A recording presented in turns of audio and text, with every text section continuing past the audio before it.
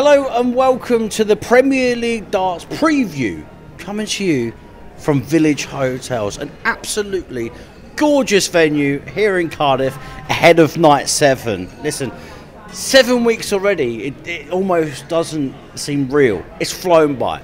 17 weeks we will do in total. Joining me today, Darts reporter Josh Green. Josh, yes, we're going to look ahead to all of the fixtures, but we have been treated like kings so far here at Village Hotel. I can't begin to explain what we've got here in front of us. Barbecue chicken wings, fully loaded fries, chicken tenders. This could probably feed both of us for a month. Well, what more could you want? I mean, sunny day down here in Cardiff, plenty of food, live sport. I mean, it's the place to be right now, isn't it? Yeah, and you just look around, and anyone that's been to a Village Hotel as well, and if you've not been, I can tell you just multiple things. The menu, sensational. The live sport and all the screens, the cinema-style stadium seating, top of the range as well.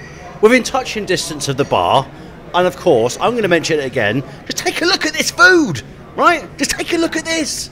I tell you, you're probably wondering what this bit of tin is right here, right? I'm going to pull away this and do the grand reveal. That is fully loaded nachos. I've been to Mexico, right? But that is art. I never thought I'd see quite an artistic design like that in Village Hotel, Cardiff. But listen, the hospitality, sensational. All of it. 10 out of 10 as always. They always treat me well here at Village Hotel. I need to think about where I'm actually going to put this tin now. I'm going to put it straight on the floor, bend down. Hopefully there isn't a lot of queso on the floor. Right, let's get into all of the action. And of course, remember, you'll be able to watch all of the Premier League Darts here at Village Hotels. And don't forget, settle in for a night of live sport and great food at your nearest Village Hotel. There's 33 across the UK, everything you need under one roof. I've literally broken it all down for you. Come on in. Let's get into the action. Quarterfinal 1. I mean, it's going to be hard not to nibble on all of this whilst we speak about the darts. Chris Dobey versus Stephen Bunting. The battle of the bottom of the table. I mean, even though you've not got a relegation in the Premier League, it does feel like that sort of scrap. Bunting, 0 wins to his name so far. Dobey got to the final in Belfast, still winless off the back of that as well. No Pro Tour this week for, well, seven out of 8 of them. It was only Michael van Gerwyn that featured. Bunting now outside the top 5 in the PDC order of merit. Gosh, I'm really feeling for Stephen right now. He's playing good. Like, the quality is there. But when you look at it, you've got the bottom of a table clash. Is Chris Dobey the best man that he can face right now? I think it's the perfect time and the perfect times for Stephen Bunting. As you mentioned there, the performances have been there from Stephen. I think he's at 3 ton-plus averages in his 6 matches in the Premier League. In usual circumstances, that would be more than enough to get a few points on the board. But unfortunately, yeah, as you say, a basement battle at the moment, and probably the perfect time for Stephen Bunting to be playing Chris Dobey, who is also winless in the last 5 weeks beyond that final in Belfast. He's always had a smile on his face at the same time, though, even when he has been hammered per se, when he lost last week as well. He's always positive. I mean, he said to me in Belfast that he's been working closely with like sports psychologists and whatnot. He was number 5 in the world, now number 6. I hate to ask this question because we know he definitely deserves to be there, but do you think right now he's probably like, I shouldn't be in this top 8? Like everyone, like people like Chizzy were giving Nathan Aspinall and Gezi Price a hard time for their inclusion. Do you feel like he's probably thinking, which he's not by the way, do you sort of feel like he's thinking, I'm getting away with this? I think the longer this goes on, the more he's going to think about that. I think it's a difficult one really for Stephen Bunting until he gets that monkey off his back. I think as soon as he gets that win, there's a bit more freedom in his play. He deserves to be here. He's got those points. under his belt. He was here 10 years ago in the Premier League, and that was not a particularly good period, a good year for Stephen Bunting in his last outing on the Premier League circuit. He wants to sort of forget that, and he's a very, very different player now to what he was 10 years ago. We know he's a top player, he's been top 5 in the world, he's had some big wins on the PDC circuit in the last couple of years. Look, he needs to find that form. Arguably, he still is in that form. He just needs to get that win, get that confidence, and I think we'll see the best Stephen Bunting, hopefully, this week in Cardiff. Chris Dobie had one hell of a weekend after Newcastle won the Carabao Cup, beating Liverpool. First trophy in 70 years. I imagine Chris celebrated very, very hard. If he didn't, I'd think he was an absolute weirdo. With him being on cloud 9 at the moment, do you reckon he's going to use that momentum from the Carabao Cup? I mean, I think last week he was speaking about the week of madness that he had. It was Belgium, then it was the Pro Tour, then he went to Cheltenham, then it was Newcastle in the Carabao Cup final. I don't know if he won anything at Cheltenham. He didn't do too well at the Pro Tour as well. He said before he uses it like practice. But the good vibes from the football, bring that into the Premier League. I sort of feel like Stephen Bunting might find it difficult against Chris Dobie, who will want to carry on the celebrations. Quite possibly. I mean, if he gets off to a good start in that game against Bunting, I'm sure the good feelings will continue to flow for Chris Dobie. We know the form hasn't been there over the past few weeks for Chris, whether that's been on the Premier League circuit or on the Pro Tours and on that Euro Tour as well. He really needs a win, almost as much as Stephen Bunting, to be honest. I mean, he's languishing at the bottom of that table on just the 3 points, I believe it is, in second bottom. If Stephen Bunting... His firepower, his scoring power is there with Chris Dobie at the same time as well. It's just the performance on the outer ring that I think he probably needs to improve on in that. Yeah, I'd say so. I mean, Chris Dobie at his best is one of the biggest scorers in the game. Stephen Bunting's up there as well with one of the biggest scorers. If they can both nail that outer ring, then they're both top players and prove they deserve to be in this Premier League. The winner will be taken on either Luke Humphries or Michael van Gerwen. I think if you're Bunting or Dobie, of course, one of them's going to go through, you're kind of praying, hoping that you're meeting Michael in the next round, because what a weird thing that is to say. Even Michael's, and we'll come on to Michael in a minute, but with them two almost being like wounded animals, you've still got on the other side of the door Michael van Gerwen is also way out of form at the moment. So I think them two, whoever gets through, fingers crossed Humphries doesn't get through, they'd be licking their lips, wouldn't they? Isn't it crazy to say that you want to play Michael van Gerwen in a semi-final? I can't think many players have said that throughout the years, but yeah, with the form they're in at the moment, Michael van Gerwen, the favourable draw over Luke Humphries, I guess. Humphries has exited at the quarter-final stages, the last couple. He'll be wanting to get back on the horse, so to speak, and get another few points on the board to keep the chase up with Luke Littler. But yeah, for Bunting and Dobie, Van Gerwen's the draw, really, isn't it? Well, that's the best thing that they probably hope for, because Luke Humphries will come on to him now against Michael van Gerwen. Last week, knocked off of top spot by the rival, the absolute machine that is Luke Littler in Nottingham. Out in the quarterfinals last week, losing to Littler, unbelievable game of arrows it was. Tell you what, two players that have such a high scoring power and just go for it. If we could have that game every single final, we wouldn't get bored of it, because we know it's going to be entertaining. No Pro Tour this week as well. Hasn't played since last week, so Humphries has gotten his rest in, unless he's been doing some exhibitions and whatnot. I would say Luke got the rest that he needed. If you think about UK Open, Belgium, the Euro Tour, Pro Tour and multiple Premier League nights, can the fan, obviously we're in Cardiff, we can expect 99.9% of fans in Cardiff, apart from Luke Humphries' mum and dad and family and wife, to be the fans of Luke Humphries there.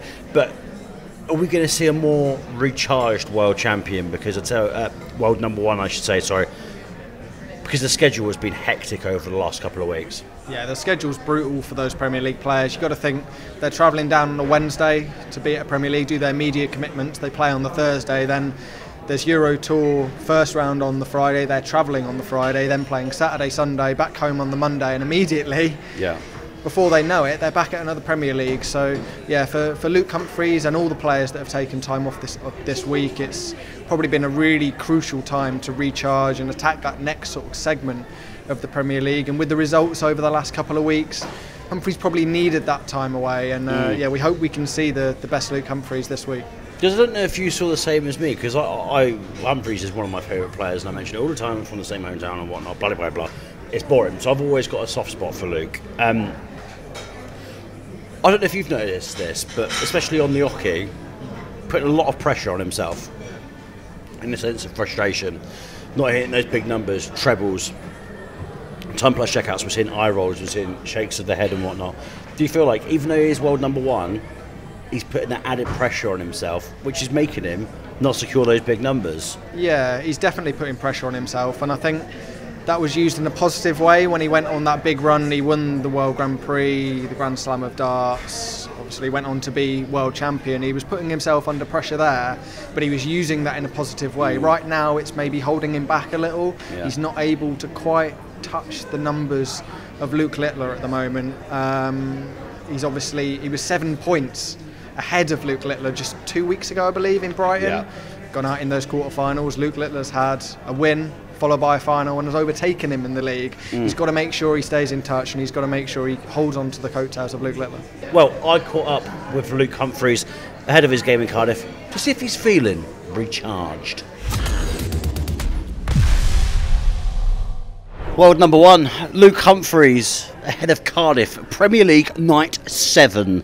Listen, you've had a week off? How are we feeling? Recharged or not? Recharged, refreshed, and ready to go.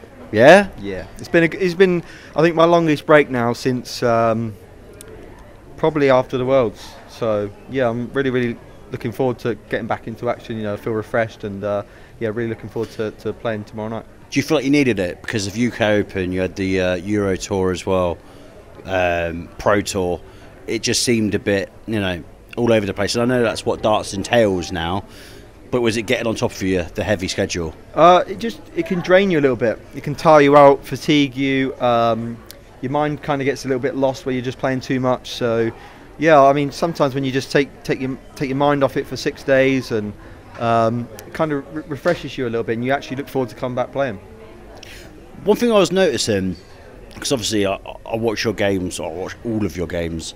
Obviously, I've always got you under a big microscope because obviously I rate you, you're a good bloke, and you're my favourite player, obviously. I mean, I'm meant to be no bias. But one thing I'm noticing with your game at the moment, obviously it's just me speaking to the world number one, there's a lot of eye rolling if you don't secure that big treble or that big number. Is that just your coping mechanism at the moment, or are you just trying to, the standard that you are you almost getting sort of like in your own head and a bit disappointed? Yeah, well, I think it kind of is my coping mechanism. It's hard to just throw darts at a dartboard and sort of turn around with no emotion all the time. I'm not one of them players that has big celebrations when you hit a 180 or if you take out a ton plus finish. But if I didn't have them reactions with my face and the eyes, I'd probably be absolutely, no emotion would be coming from me. So some way it has to have some emotion that comes at me. Obviously, if you see me at a big finish or a timely 180, then you do get a celebration. But yeah, I think people sometimes read into it too much, that it's too negative. But of course, you get yourself to number one, and this is the way you've been. I don't think it affects me too much. Almost like you expect more from yourself. I expect more from myself all the time, whether I'm playing really well or not playing very well. I always expect more, because you never want to be happy where you are. You always want to strive for more. You always want to be better. And sometimes if you hit a perfect triple and then you don't follow it with another one, it's disappointing, because you have to be at the level you need 140s a lot more often than not. So yeah, it's kind of a coping mechanism in a way to drive myself on to score and be better. Luke Littler took top spot last week. Are you phased about dropping down to number 2? I mean, we're only 7 weeks in. Yeah, but do you care if you finish 1 or 4th, as long as you make it to the O2? If you offered me 4th right now, I'd take it, because for me, it doesn't matter whether you finish 1st or 4th. It's all about being in that top 4. The likeliness is the top 4 that is now. I fancy that will be the top 4, but anything can happen. So you have to make sure that you're picking up these first wins, because they're the most important, the 2 points. And if it is the top 4 that it is now, there's no easy draw in the semi-finals, so it doesn't really matter who you play. But of course, you want to finish first. That's a nice little achievement to have. But it's hard being very consistent on the top level for 16 weeks straight. So if you do finish first, then you've obviously earned it. And last year it was quite tight between me and Luke, but he has a lot higher level of consistency sometimes that I don't have, which I'm trying to implement in my game right now. Littler said a couple of weeks ago, speaking about how badly he wants to be world number one. You've got a lot of tournament money up for grabs. When you hear Littler say that, and of course everyone wants to be world number one, what do you think? Not much really. I mean, I'm not fighting desperately to be world number one. I'd rather be world champion, which he is. So for him, I'm sure he'd be more happy to be world champion than world number one. For me, it doesn't matter what happens in the next 6, 7, 8 months. It's all about the world championships. We all know that the world champion's going to get £1 million. So whoever wins that is going to be world number one. If I win that, I'll be world number one for a long time. If Luke wins that, he's going to be world number one for a long time. And if you've got someone like Michael van Gerwen and Gerwyn Price winning it, they'll jump to number one. Yep. So it really does not matter what happens over the next 7, 8 months. It's whoever wins the Worlds that will carry on that number one spot. So because the gap in between the other majors is so massive, it's all dependent on the Worlds now. So whoever wins that World Championships, I can guarantee will probably be world number one. With us being in Cardiff, I need to ask you this. I know he's here today. If you end up playing Gezi tomorrow night, I mean, you're not scared of anything because you're world number one, but I think this is going to be 99.9% of people supporting Gezi. I know your mum and dad are always in the crowd.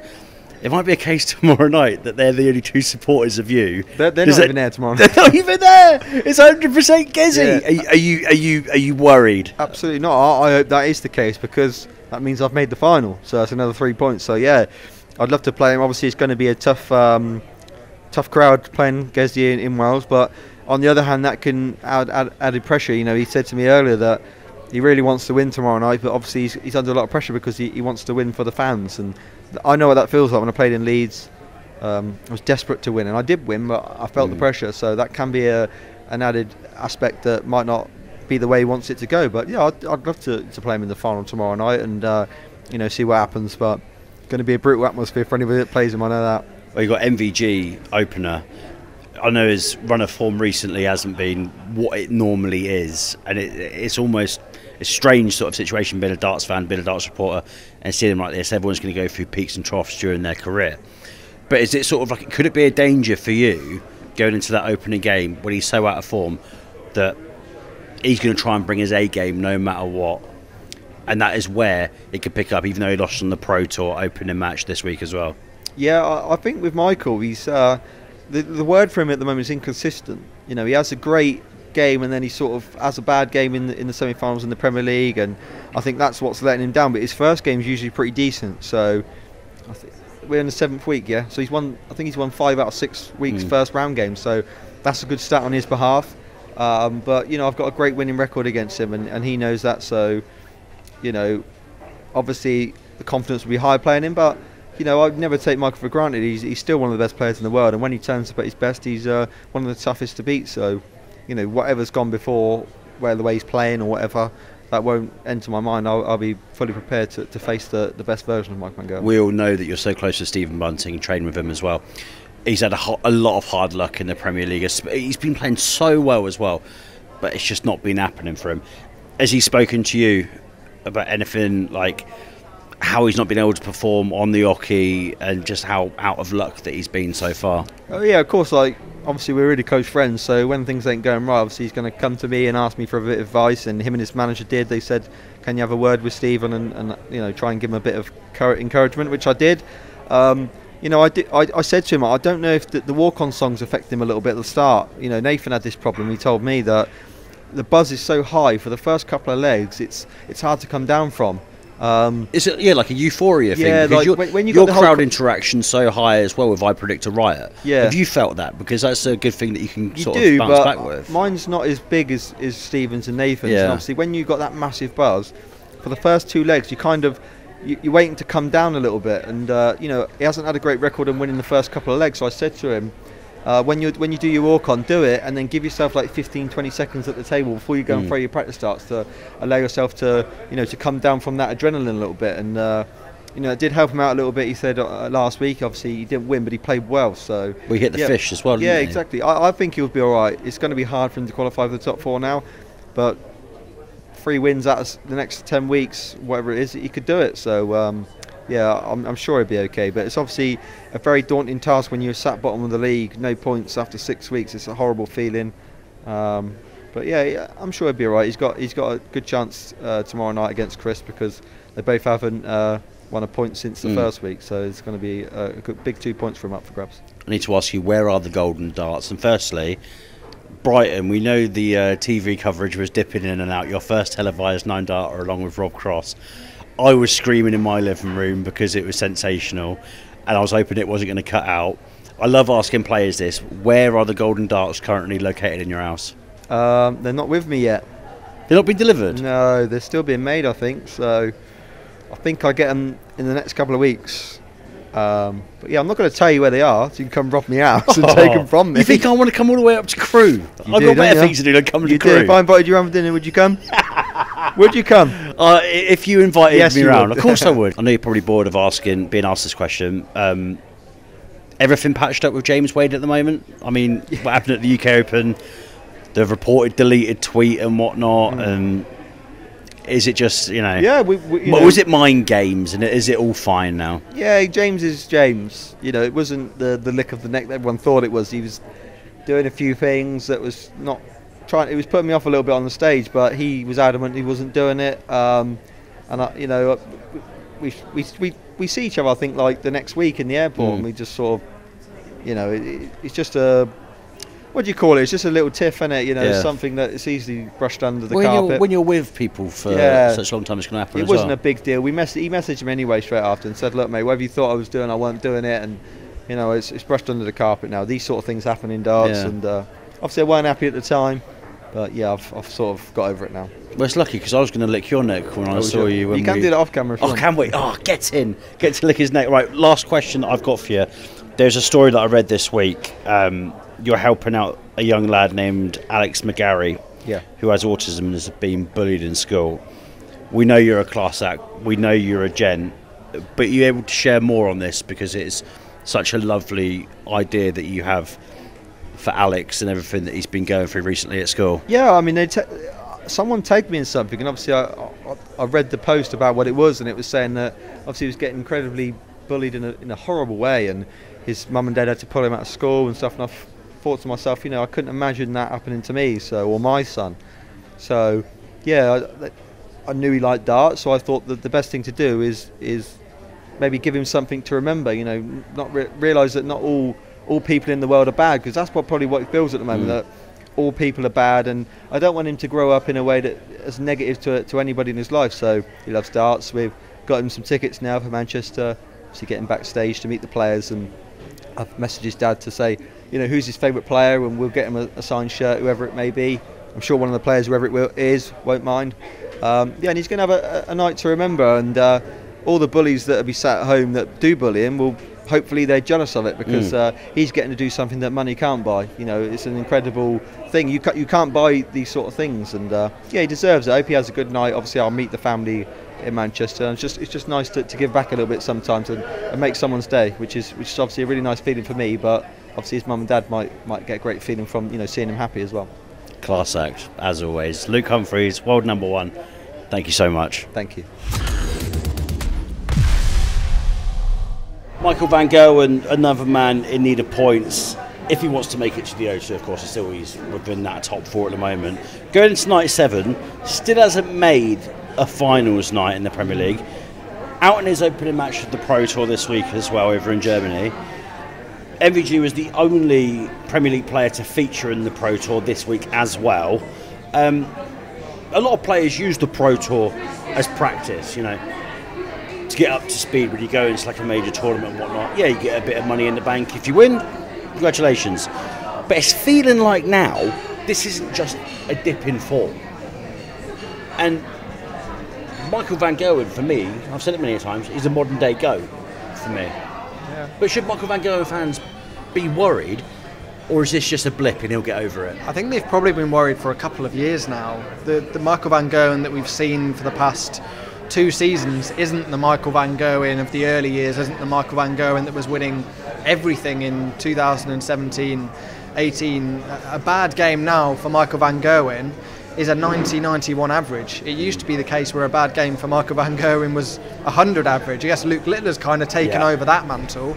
As far as the Pro Tour goes, you say he's obviously the only man to compete in the Pro Tours in midweek. Only played in one of those tournaments. Yeah. I wonder whether the plan was to play in both, but having exited in the first round of the first event on the Monday, he decided, oh, screw this, I've had enough and I'm going to go and prepare for the Premier League. It's tough though, isn't it? Because like I said, that is meant to be your practice board in a way, get up to speed. But he's obviously thrown himself into that because he knows that his performances aren't actually sufficient in the Premier League, because we have been underwhelmed by Michael van Gerwen at the moment. Is he getting to a point where he's overthinking his checkouts? We know that Michael can be aggressive, he's erratic on the board. It's fast paced every single time. Is it a case where his mind is doing one thing and his body is outletting another thing? I think there's a certain expectation on Michael from himself and from the outside sort of the darts community as well, and right now he's not really living up to the expectations that have been set. I don't know specifically where that comes from, but there is an awful lot of pressure on him to compete with those top names. He wants to compete with Luke Littler and Luke Humphries and prove that he's still got that level and he's still able to compete and win tournaments against those top names. Right now he's not doing that, but to make the Premier League playoffs would be a huge coup for him. He's only missed the playoffs once in his 13 years on the Premier League circuit. I expect him to finally sort of find those afterburners and get into a final sometime soon and make those playoffs. Do we think that world final loss at Ali Pali to Littler, I mean, what has he lost? 4 World Championship finals in his career. Do you think that's the one that has hurt him the most? Of course, he was younger, he was coming up against Phil Taylor, he's lost to Michael Smith, he's lost to Snakebite. But I think this one might actually be the turning point, where his head might actually be gone a little bit. Yeah, I think this one's really hurt. I saw him briefly after that World Final, didn't get to speak to him, but he was very emotional, he's very upset, as a sportsman would be losing any final, but I think it's one that he went into having turned the form around a little bit. The form in that tournament was pretty good, he was playing some really good stuff, but then to go from that high right down to that low of losing the World Final must have been a really difficult hit to take for Michael van Gerwen, and we can't forget he's lost, as you say, he's lost in quite a few World Finals now. For any player that loses, won 3, lost 4. I mean, your losses, especially in darts terms, are probably gonna always outweigh the wins. But for someone like him, and especially with the worlds that he did have, I mean, it must be the psychological thing as well as losing to a teenager. It doesn't matter about age with Luke Littler, but I don't know, I've had a lot of conversations about this, especially with like Colin Lloyd as well. I think the scheduling is the thing that is probably going to be hurting Michael van Gerwen, because he needs to be a dart player, he needs to be a family man, he needs to be an entertainer almost. Sponsors will want to pick holes in him as well and use him for other bits and pieces. There's not really sometimes a human element there. We spoke about how busy the darting schedule can be. Maybe he is getting to a point. I mean, he's been playing high-level darts since an early teenager, for goodness sake, then going pro so early, 16, 17. Maybe he does. Maybe. Do you think this could actually be his last year? I'm not sure about last year, but bursting onto the scene as a sort of a 17-year-old at the BDO World Masters, as it was back then, 20 years of top quality darts, that's an awful long time to be travelling around, living out of a suitcase, not seeing your family, and he's got young children as well. I think that would take its toll on anybody. I know many years ago he spoke to us and he said that when he hits 40, that's it. He's going to be retiring at 40. Whether he still holds himself to that, I don't know, but I think if the schedule continues to go the way it was, and there's 34 Pro Tours now, 13 Euro Tours, that's an awful lot of darts. Well, especially with Barry Hearn set to announce some more big things coming up, which I think a lot of us should have to be naive to think that it could potentially be a big tournament over in Saudi, because he's mentioned more money, more prize funds, more tournaments. I wouldn't be surprised if we see that, but I mean, if you're getting a £1 million prize for another 2.5 million from Saudi, that'll make people more hungry to then compete and might keep them around for longer. Right, Luke Littler versus Nathan Aspinall. Littler made it to the final last week. Incredible display against Luke Humphries and Rob Cross. 5-ton plus checkouts in Nottingham last week. It was, I mean, watching it at home, the spectacle was sensational. Top of the table, I think we can all agree, in the form of his life right now. He went 19 games unbeaten up until the Pro Tour when he lost to Gian Van Veen. Could it be the case, I was thinking about this, could this be the case with Luke Littler where he almost runs out of steam? Where in the quarterfinal and the semi-final, he's smashed those time plus checkouts. Then when it gets to the final, if you take the match against Gerwyn Price last week in Nottingham, that he's almost ran out of those ton plus coupons, as I like to say, where it's not clicking, you know what I mean, where the robot needs to be recharged. So could it be a case of him, obviously a big fish or a 164 checkout and whatnot, it's glorious, we love it as punters, the bullseye took an absolute battering last week, but for him and his play, is it a case of holding out and waiting to the final, or is that just not realistic in darts? I mean, yeah, I think you need to pace yourself to a certain amount. But the way Luke Littler's playing, he looks like he can reel off those big finishes, those ton plus averages, those 180s, game after game. I think it's important to understand that he is human. Yeah. As we often forget, he is still 18 years of age, and there are going to be games maybe where he can't do that. In that final against Gerwyn Price, he still averaged 104. Yeah. That's a poor performance for Luke Littler these days, isn't it? Especially when it's getting to the point where the norm in like 5 to 10 years will be little kids coming through and hitting like 110 to 115 average, full stop. But, I mean, you'd like to think that he'd be able to like crack on, but like you said, it's the human element as well. Gezi said off the back of the win last week, the Littler folds whenever he plays him. 6 wins in a row Gezi Price has over Luke Littler. Home crowd advantage for Gezi Price as well. He did just fine in Nottingham, especially when it didn't react to him, A, hitting those ton plus checkouts, and B, even winning the whole thing on night 6. Can you really see? I mean, it will probably be the shock of the Premier League week 7. Can you really see Littler going 7 winless against Gezi Price? I mean, you don't want it to. I'm saying this about the world champion at the moment. But you don't want it to start turning into a rut against someone like Gerwyn Price, who's now rising up again. I think it already is a rut against Gerwyn Price. I mean, 6 games in a row against anybody is not a record you particularly want to have against your name. I mean, there aren't many players that have. Can't imagine there are any more winning players players that have a winning record against Luke Littler. But I think it's probably in the head now of Luke Littler. He's very aware of that. Gerwyn Price is certainly very aware of that. He mentioned it multiple times in his post-match interview last week with myself, and yeah, he's, I think, subconsciously maybe putting a little bit of pressure on Luke Littler. He likes the guy, they get on really well, but he knows that he's a competitor. Luke Littler's a competitor, Gerwyn Price competitor. It's all well and good being nicey off the hockey, but listen, there's money up for grabs. And Peter Manley said it to me a couple of weeks ago. He was like, well, I wanted to beat Phil Taylor because I wanted some posh food on my table. You know what I mean? So it's that element that comes into it again. Yeah, pally, whatever. But you've got to be titans on that hockey, and especially with Luke Littler at the same time as well, putting up the numbers that he did.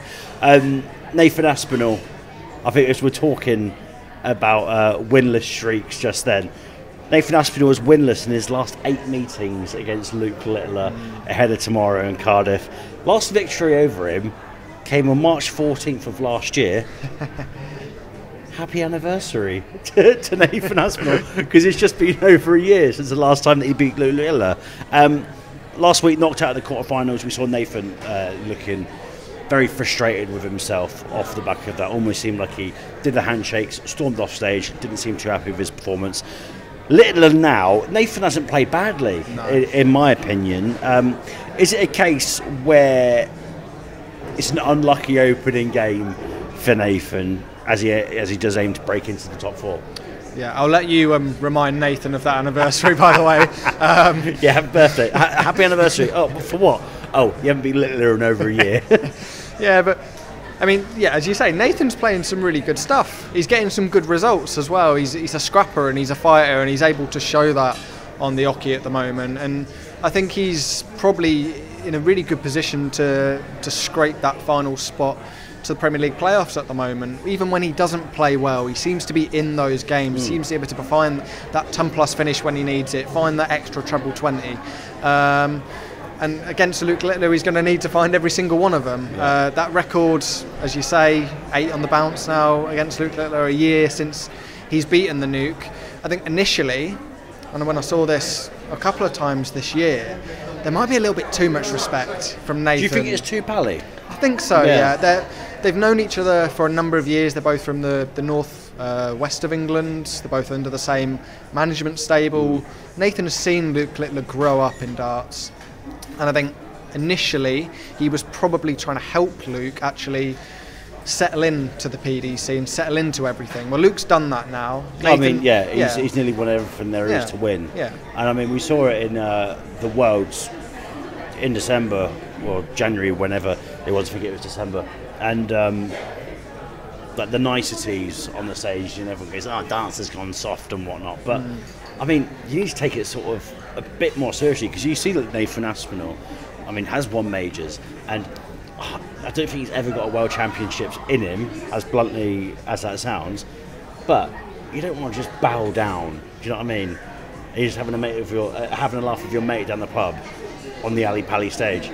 So do you think that Nathan, I'm not meaning this like brutally, take it a bit more seriously against Littler? I think he needs to believe in himself more against Luke Littler. I think a lot of people are going into games against Luke already beaten.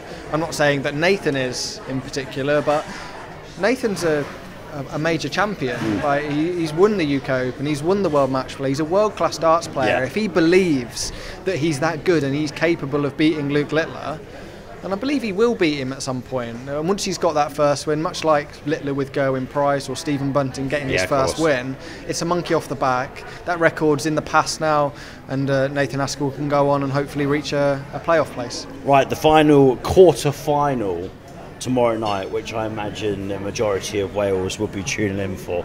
Forget about Wales in a World Cup or a Euros, because it's Gezi Prize back in the capital. Home crowd for Gezi here in Cardiff.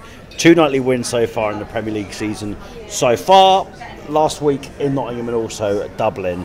Like I've already mentioned, the Nottingham crowd didn't give them anything. But is it a case with Cardiff, and I already know the answer to this one, you're playing 2 opponents tomorrow. You're playing Gezi and you're playing the people, because no matter who steps up, if he meets Littler again this week, you can expect, obviously I don't want there to be any whistling, but when Littler, whenever he steps up to the Oki, he is going to be getting absolutely hounded. And the same for Rob Cross at the same time as well, because tell you what, I wouldn't want to be Rob Cross. We've seen it before in Cardiff with the crowd and Gezi and Johnny as well, and I think we'll probably see it again this Thursday. The support for Gerwyn Price will be absolutely huge, and that will reflect on those things that you mentioned, the likes of the booing and the whistling against Rob Cross and possibly against Luke Littler. We've seen Luke deal with it before out in Liverpool. Obviously he's a Warrington lad, supports Manchester United. We've seen him deal with those boos and those whistles before, but I think it's going to be a different level. I think this is probably going to be the worst reception that Luke Littler has ever had in a darts venue, if he is to play Gerwyn Price, and it's up to him to deal with that, I guess. Well, listen, I spoke to Gerwyn Price and asked him what winning in Wales would mean to him. Gerwyn Price, your home, Cardiff, Wales. But we need to start with something else, because when I saw you in the lobby of this hotel, you said one thing to me. Jake Paul, the fight, he's bottled it. Probably didn't even see it. The new proposition is KSI fights next weekend. Are you calling him out? He's seen it, he's messaged me. He wrote back to me and said, I'll actually show you the message, you want me to? You're lying. This This is a You lie. watch, I swear. Oh my God. Come to Greece, so. I don't know why he's in Greece. Jesus. So, to add context, I said, Gerwyn Price, when you get 100,000 subscribers. Come to Greece, man. Can you hold Just that name up, a price. Can you hold that up to the camera, please? I said to Gerwyn Price, 100,000 subscribers on YouTube, you have to fight Jake Paul. And Jake Paul actually responded to Gezi. There we go. But why haven't you gone back to him? I was a bit scared. You were scared? No, I need to get some training in, don't I? Listen, make it happen. And then we can play darts on the side, and you just be a boxer as well. You might be the greatest athlete of all time, crossing across 2 sports. Yeah. Well, 3. Rugby Darts, as well. Rugby. Yeah. And straight into boxing. Oh, mate.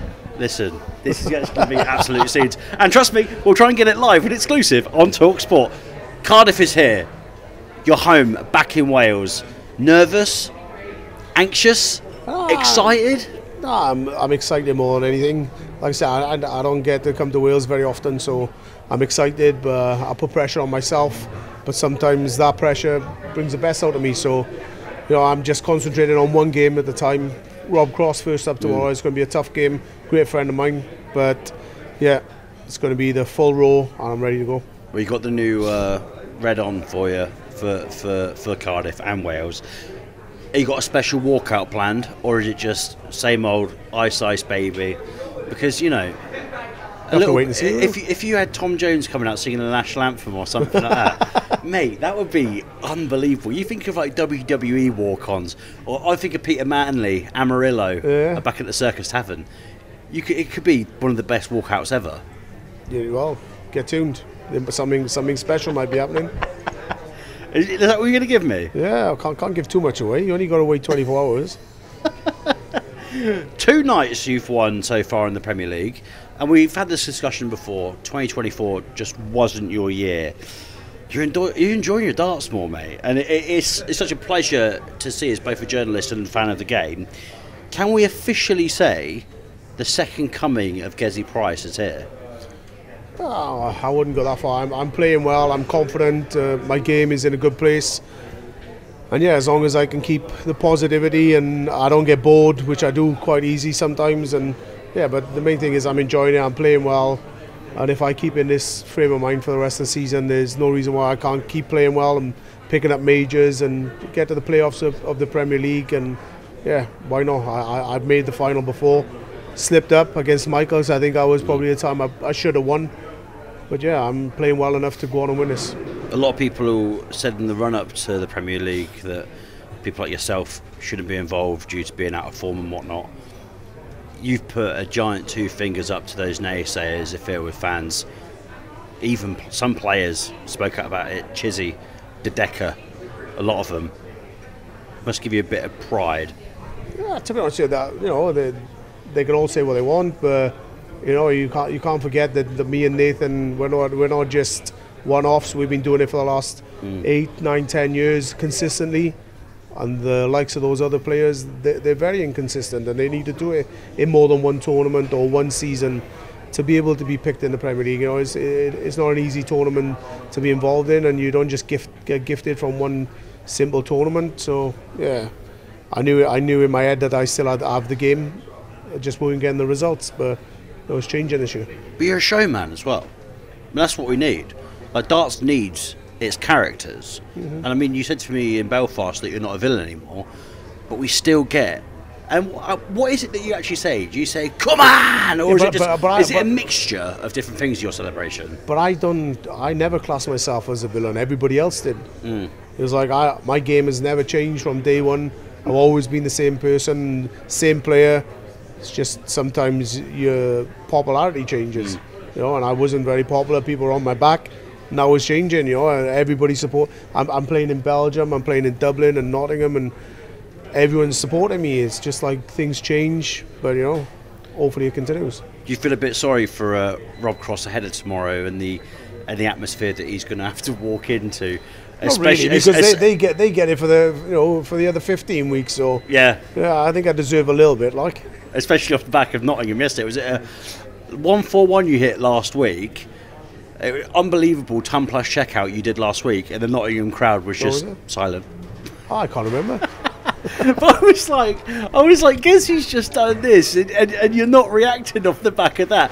But I said, if you hit, and you will hit a ton plus checkout tomorrow, the crowd is going to be absolutely insane for you, mate. Yeah, but like I said, my game's in a good place. I'm positive. I feel like I can win every game I'm going into, which in the past 12, 18 months that haven't always been the case.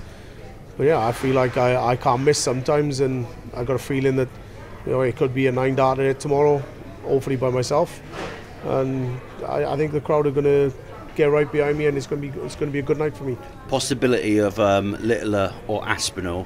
You're so complimentary of Luke off the back of your win at Nottingham last week. Mate, there's potential it could be 7 wins in a row. And I mean, I'm trying to be respectful. Are you officially in his head? You'd have to ask him that, but the thing is, like, no players in my head, and that's where I think that's where the difference is with other players. Not obviously Luke. Luke is a great player, but other players think about it a little bit too much, I think. Whereas I'll just go up. Doesn't matter if I'm playing one of the Lukes, Michael, Johnny Clayton, or someone in the pub. I'll play exactly the same. I want to put any added pressure on me. I know if I play my A game that 9 times out of 10 I win. So I don't really worry about anybody else, but I think other players do. And maybe Luke is probably thinking that way about me a minute.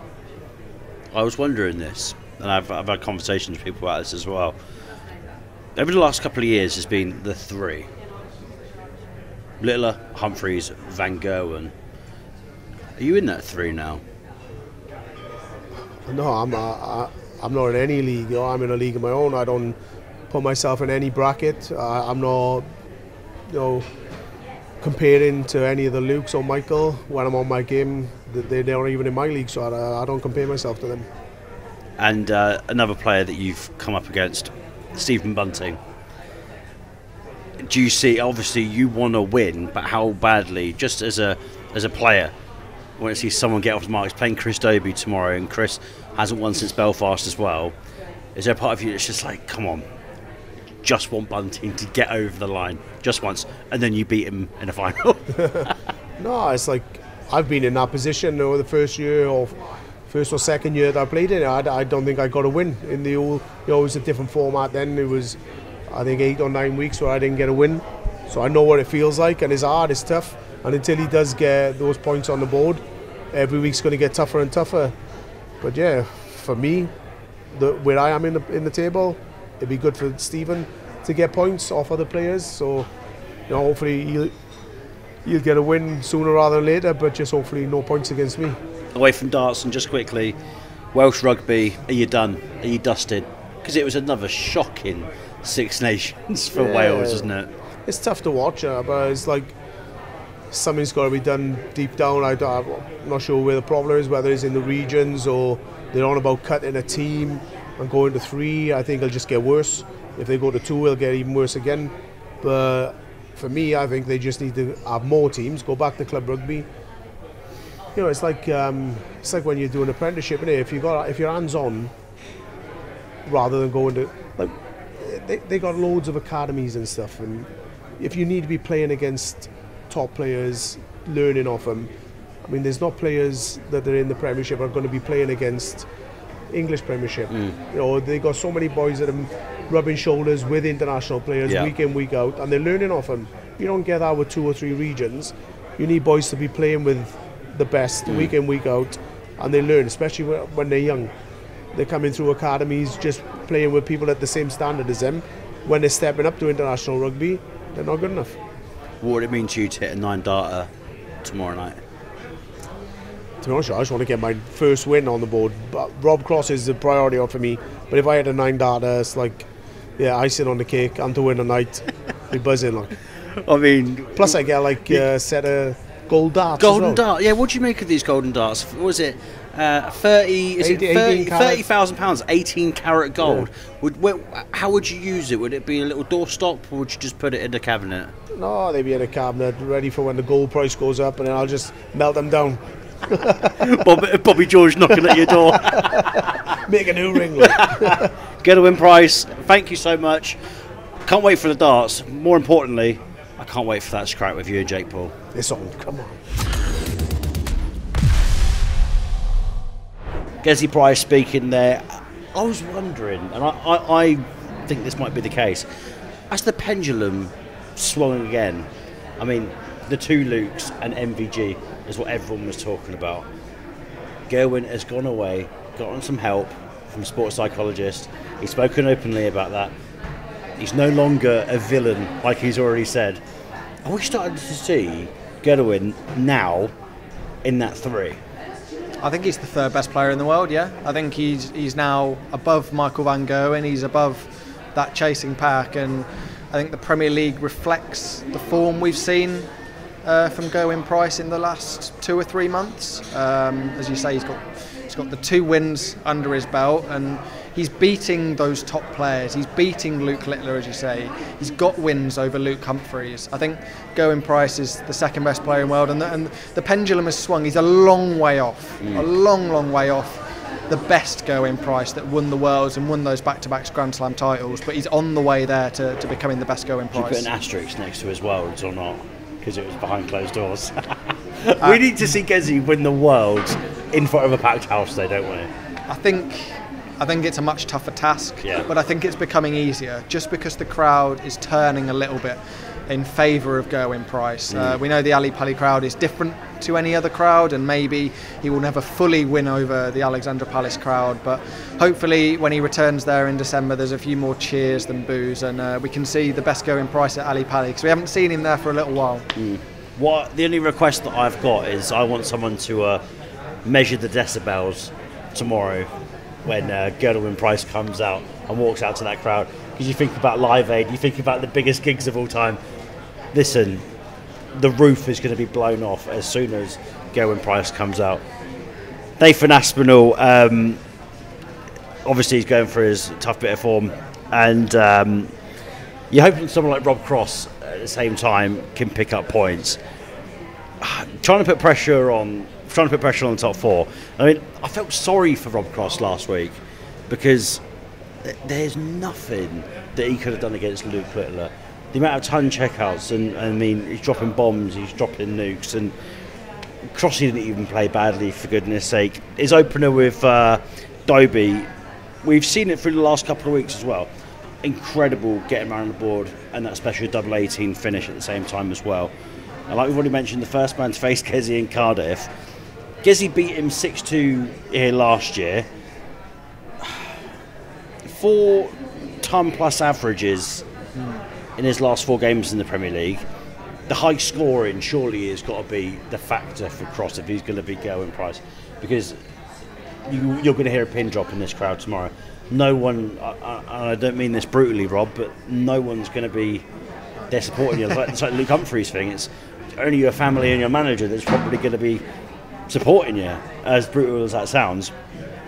He just needs to find those high ton plus averages again and hit the ground running, doesn't he? Yeah, he needs to find the form that he has found on a few occasions in the Premier League this year. I think Rob Cross has had, much like Gerwyn Price really, a little bit of an attitude shift with the Premier League. You remember from a couple of years ago he came out and said that I'm never playing in the Premier League again, I'm never playing in the Premier League. Well, guess what, Rob, you're in the Premier League again, and he's playing some good stuff and he is enjoying it. He's definitely enjoying the stage up there, and he definitely wants to win as well. We saw when I was down in Brighton, he hit that 9-darter, he lost the game. He was absolutely fuming with himself that he didn't win that match. That's what you want to see from a sportsman when they lose.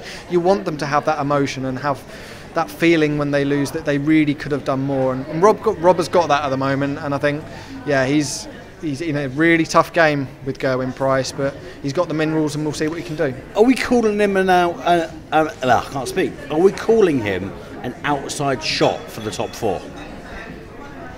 Because it's going to be tight, especially that playoff at the O2. Think about himself. If Bunting comes into form, which the race isn't run just yet, you've still got so many more weeks to go.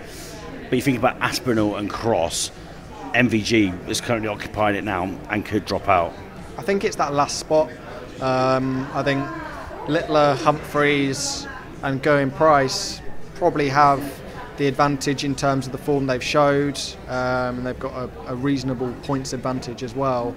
Those three names are probably, they're not there yet, obviously, we've got a long way to go, but there's a cluster of names that can make that final spot. You look at Michael van Gerwen, you look at Rob Cross, you look at Nathan Aspinall. They're the three that would really stand out to me. You know, obviously Dobie or Bunting could go and win on Thursday night, and they'd push themselves right into that mix as well. One of them has to at the same time as well. Right, a quick look at the Premier League table as we go ahead to night 7. Luke Littler occupying the top spot. Humphries in second. Gerwyn Price returning to Wales in third. Michael van Gerwen in fourth. Just behind him, Nathan Aspinall, who dropped down. Rob Cross in 6th, Chris Dobie in 7th, and Stephen Bunting in 8th. I try to remain neutral, but please, Stephen Bunting, please, we need you to win just one. Josh, thank you very much. Can't wait to see what happens this Thursday in the Premier League darts, and thanks for watching the Premier League darts preview with Village Hotels from the pub and grill in their Cardiff location. Get yourself down to the nearest Village Hotel.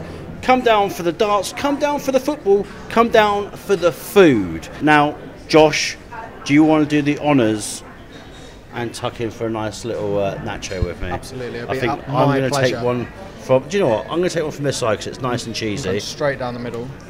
Hopefully it's not going to break off. Cheers. Cheers. Cheers. Thank you very much.